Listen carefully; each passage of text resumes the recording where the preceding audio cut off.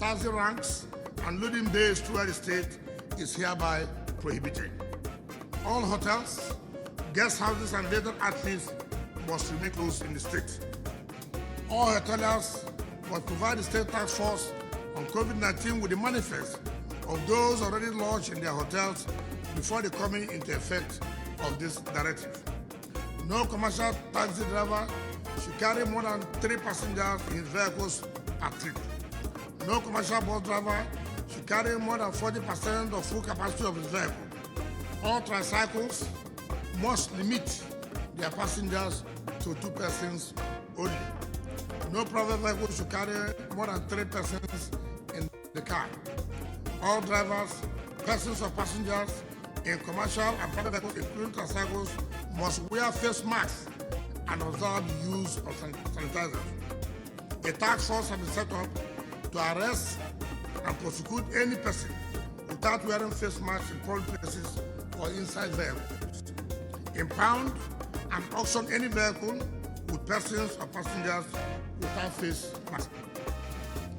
Arrest and prosecute any driver loading or offloading passengers at any private motor park, taxi rank, or loading bay. Impound and auction any vehicle loading or offloading passengers at any private park, taxi rank, or loading bay. Confiscate and auction any hotel and guest houses operating in defense of the ban. And government will give 100,000 naira to any whistleblower who gives out relevant information leading to the arrest and prosecution of any person, hotelier, or motorist that violates these directives. Although the greatest threat to the spread of this virus is posed by the external carriers who come into our state with the virus, the fact is also given that residents refusing to comply with established directives on COVID-19 and change their behavior to the new reality are any better. No government, what is next, will continue to tolerate such intransigence in the face of the extreme danger posed to the general public by this virus.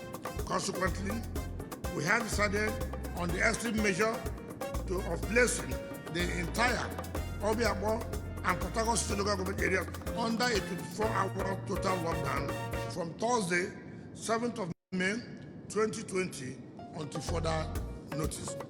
All residents of Obio and Port Harcourt City local government areas must therefore stay at home until further notice. On no account should there be any vehicular movement or gathering of more than 2 persons in these local areas except those on essential services who must be appropriately authorized. All shops, trading or business activities, including currency exchange, in these local government areas must also remain closed until further notice. All landlords are advised to ensure that no shop or trading activity is opened or carried out in or around their premises in the 2 local government areas or risk the confiscation of such property by the government. Any person, group, or institution that violates the lockdown and curfew in these local government areas will be made to face the full wrath of the law.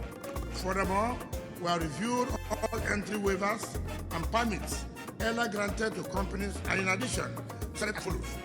From now on, requests for waivers and entry permits from companies will be considered on a case-by-case basis.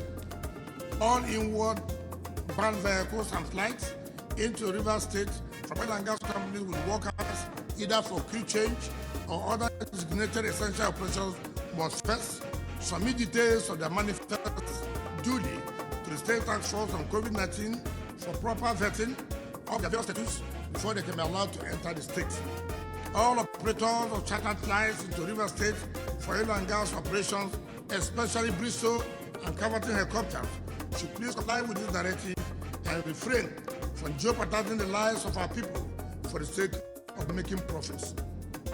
We have cause to sternly warn the Chief Medical Director of the Diaspora Hospital, Professor Henry Oboma, to stop politicizing the issue of coronavirus in the state with its rascally, irresponsible, and ill-motivated utterances.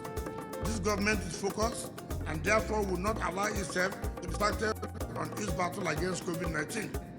However, we will neither tolerate nor hesitate to deal with anyone who dares to to rubbish the hard work and the sacrifice we are all making to save lives in our state just to advance parochial partisan interests. Finally, I wish to reiterate that the hard choices we have to make as a government and as a people over the COVID-19 pandemic are all premised on upholding the sanctity of human life. As a government, we cannot abdicate this compelling responsibility and abandon our people to chances in the midst of this much dreaded and ravaging pandemic. All that we continue to ask, therefore, is the cooperation of everybody to adapt to the new and inevitable reality by obeying the government directives and advisories on the lockdown, social distancing, proper hygiene, staying at home, and wearing of face masks in public. We very much understand the social and economic pain inherent in some of these measures, but they are necessary and temporary measures, which we shall review in no distant period as necessary to gradually ease the lockdown and open up our economy. Thank you, and God bless you all.